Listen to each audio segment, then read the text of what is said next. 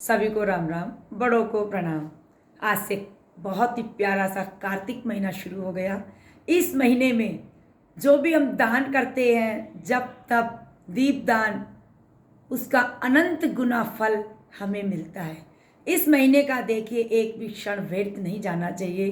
प्रभु में मन लगाकर भक्ति शक्ति हम प्राप्त करें और आगे बढ़ें। तो प्रथम अध्याय का पाठ लेकर के आई हूँ। नैमिषारण्य तीर्थ में श्री सूत जी महाराज 88,000 सोनकादिक ऋषियों से बोले, अब मैं आपके सामने कार्तिक मातम की श्रेष्ठ कथा लेकर के आया, जिसे सुनकर मनुष्य सब प्रकार के पापों से छूटकर वैकुंठ को प्राप्त कर लेता है। सूत जी ने कहा, श्री कृष्ण जी से आज्ञा लेकर नारद जी के चले जाने पर सत्यभामा प्रसन्न होकर श्री कृष्ण भगवान से बोली, हे नाथ, मेरा जीवन सफल हो गया। मेरे माता पिता भी धन्य हैं, जो आपकी 16,000 रानियों में से अत्यधिक प्यारी मैं ही हूँ। मैंने वह कल्प वृक्ष आदि आपके साथ नारद जी को विधि पूर्वक दान में दे दिया है, परंतु वही कल्प वृक्ष मेरे घर में सदा लहराया करता है, जिसकी बात को मृत्यु लोक में कोई भी स्त्री नहीं जानती है। हे स्वामी, अब मैं आपसे पूछना चाहती हूँ, सो विस्तार से कहिए, जिसे सुनकर मैं अपने हित कार्य करूं, जिसके करने से कल्प पर्यंत भी आप मुझसे विमुख ना हो। सूत जी कहने लगे, सत्यभामा के ऐसे वचनों को सुनकर श्री कृष्ण जी हंसते हुए सत्यभामा की बाह पकड़कर कल्प वृक्ष के नीचे गए और बोले, हे प्रिय, 16,000 स्त्रियों में से मुझे तुम प्राणों के समान प्यारी हो। तुम्हारे लिए देवताओं और देवराज इंद्र से भी मैंने विरोध किया था। उस महा अद्भुत वार्ता को सुनो। सूत जी बोले, एक दिन श्री कृष्ण भगवान ने सत्यभामा के साथ गरुड़ पर सवार होकर इंद्रलोक में जाकर कल्प वृक्ष मांगा। तब इंद्र के न देने पर गरुड़ का इंद्र से घोर युद्ध हुआ।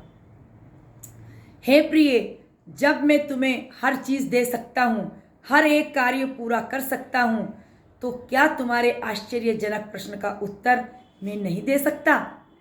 ये सुन सत्यभामा बोली, हे प्रभो, पूर्व जन्म में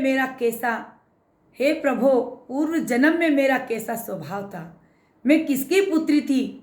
मैंने कौन से दान व्रत या तप नहीं किया, जिससे मुझे मृत्यु लोक में जन्म लेना पड़ा? और ऐसा कौन सा शुभ कर्म किए कि यहाँ आकर आपकी अर्धांगिनी हुई और आप गरुड़ पर सवार होकर मुझे साथ में लिए इंद्रादि देवताओं के स्थानों में फिराते हो? तब भगवान बोले, हे कांते, तुम पूर्व जन्म में किसकी पुत्री थी? कौन से पुण्य और व्रताधिक तथा शुभ कार्य तुमने किए थे, वह सब कहता हूँ। पूर्व समय में सतयुग के अंत में मायापुरी में अत्रि गोत्र में वेदों और योगों का जानने वाला देव शर्मा नाम का एक ब्राह्मण रहता था। वह हर रोज अतिथियों की सेवा, हवन और सूर्य भगवान की पूजा किया करता था, इसलिए सूर्य की तरह तेजस्वी था। उस ब्राह्मण के बुढ़ापे में एक गुणवती नाम की कन्या हुई, जिसका विवाह उस पुत्रहीन ब्राह्मण ने अपने चंद्र नाम के शिष्य के साथ कर दिया और वे दोनों पिता पुत्र की तरह रहने लगे। एक समय वे दोनों कुशा और समिधा लेने के लिए वन में हिमालय की तलहटी में पहुंचे। उन्होंने एक राक्षस को अपनी तरफ आते देखा, जिसके भय से उनके शरीर शिथिल हो गए और उनके भागने की शक्ति भी उनमें नहीं रही। तब राक्षस ने दोनों को मार डाला। उनके धर्मात्मा होने के कारण मेरे पार्षद उनको वैकुंठ में ले गए। क्योंकि उन्होंने आजीवन सूर्य की पूजा की थी, इसलिए मैं दोनों पर अति प्रसन्न हुआ। जब वे दोनों विमान पर चढ़े और सूर्य के समान तेजस्वी रूपवान चंदन और माला धारण किए हुए वैकुंठ में आए, तब मेरे पास दिव्य भोगों के भोगने लगे। श्री कृष्ण भगवान ने बहुत सुंदर बात कही और इसको आगे के लिए बोला कि अब मैं दूसरे अध्याय में इसका वर्णन करूंगा। उन्होंने कहा कि हे प्रिय, जब गुणवती ने राक्षस द्वारा अपने पिता और पति को मरना सुना तो दुखित हुई और रुदिन करने लगी। हे स्वामी, हे पिता, आप मुझे छोड़कर कहाँ चले गए? मैं आपके बिना क्या करूं?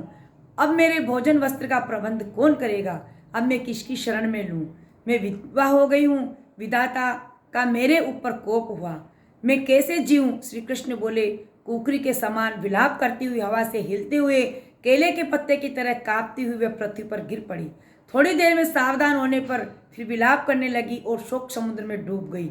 उस समय गुणवती ने घर की वस्तुएं बेचकर यथाविधि से अपने पति की पारलौकिक क्रिया की और उसी नगरी में विष्णु भगवान की भक्ति में तत्पर होकर इंद्रियों को वश में कर शांत में रहने लगी और मरण तक एकादशी और कार्तिक मास के व्रतादि करती रही। हे प्रिय, ये दोनों व्रत मुझे अत्यंत प्यारे हैं, जिसके करने से भोग और मोक्ष की प्राप्ति होती है, पुत्र और संपत्ति मिलती है।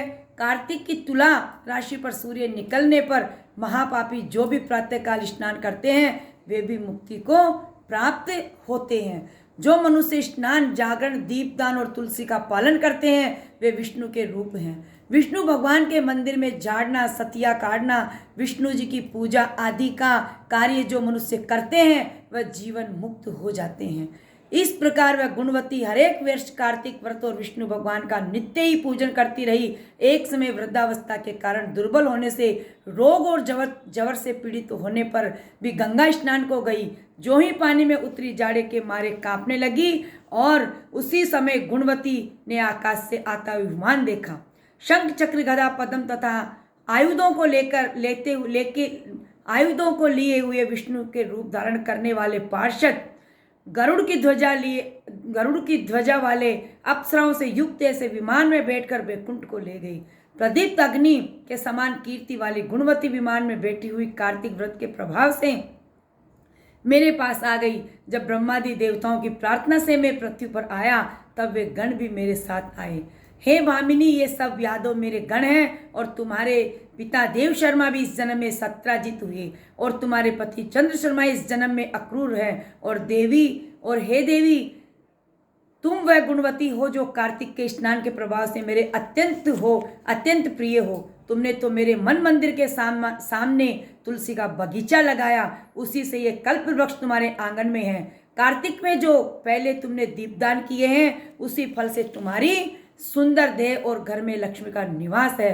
जो संपूर्ण व्रताधिक पति स्वरूप भगवान को अर्पण किए थे, इसलिए तुम मेरी पत्नी बनी हो। और तुमने जन्म मृत्यु तक जो कार्तिक व्रत उपवास किए हैं, इससे तुम्हारा वियोग मुझसे कदापि नहीं होगा। इसी प्रकार कार्तिक में व्रत करने वाले तुम्हारे समान मेरे प्रिय होंगे। सूत जी बोले, सत्यभामा जी अपने पूर्व जन्म का सब हाल जानकर बड़ी प्रसन्न हुई। ये कार्तिक मातम का पहला अध्याय आपके समक्ष ये रखा। कार्तिक के महीने में जो भी हम व्रत करते हैं, दीपदान करते हैं, उससे अनंत गुना हमें लाभ होता है। धन्यवाद। जय श्री कृष्ण।